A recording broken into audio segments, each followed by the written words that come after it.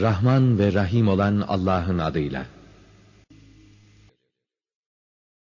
Eğer biz Kur'an'ı Arap olmayanlardan birine indirseydik de onu kendilerine okusaydı, yine de ona iman etmezlerdi. Yüce Allah doğru söylemiştir.